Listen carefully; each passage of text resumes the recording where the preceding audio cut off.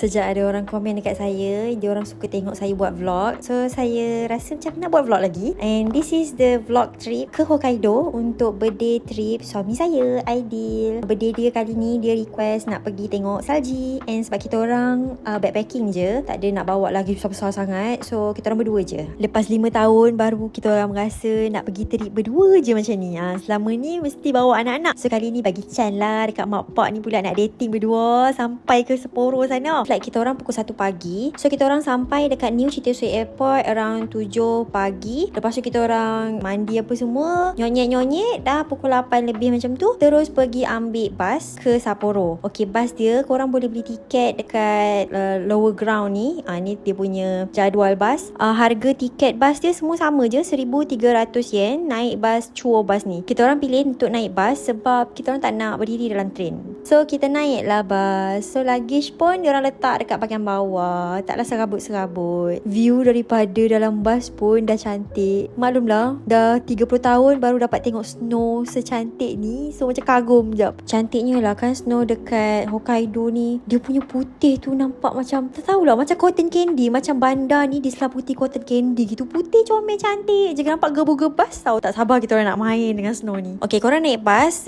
kena tengok refer kat Google Map dekat stesen mana korang nak turun yang paling dekat dengan hotel. So kita orang turun dekat Susukino Station yang paling dekat dengan hotel. Jalan dalam 5 minit macam tu dah sampai dah dekat hotel kita orang. Hotel kita orang Hotel Tabis Green Hotel. Dia adalah hotel budget sebenarnya. Location dia dalam 5 minit daripada Odori Park. So kita orang memang target nak ambil hotel yang dekat-dekat dengan Odori Park sebab memang main purpose saya ke sini nak tengok Winterfest. Winterfest tu dekat Odori Park. Gitu. Sampai je dekat hotel tak boleh check in dulu sebab memang bilik penuh. Jadi letak je luggage dekat luar ni, pakai proper baju siap-siap, heat tag apa semua, and then kita keluar balik nak cari makan sebab dah tengah hari dah lapar. Next kita orang nak pergi dekat Nijo Market. Nijo Market ni tempat paling famous lah kat sini. Diorang jual king crab, benda-benda fresh, goods macam strawberry, melon. Kat sini lah yang kalau korang nak cari strawberry besar-besar, melon yang viral manis-manis tu kat sini. Sebelah dia ada kedai halal Wagyu Ramen Shinjuku-te. Kat sini lah kedai ramen halal yang viral tu. So kita orang nak try lah dia punya ramen Wagyu kat sini. Ni vibe dalam kedai dia.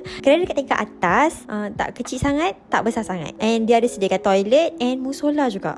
This is the menu. Menu dia kita orang order yang ni and yang ini. Wagyu dia serius cakap lembut cair kat mulut. Rasa ramen dia okey lah. Dia sedap juga. Walaupun macam saya pernah rasa lagi sedap daripada ni, tapi yang ni sedap. Campur Wagyu dia 10/10. Kenyang dah makan. Lepas tu kita orang nak jalan-jalan dekat Nijo Market balik.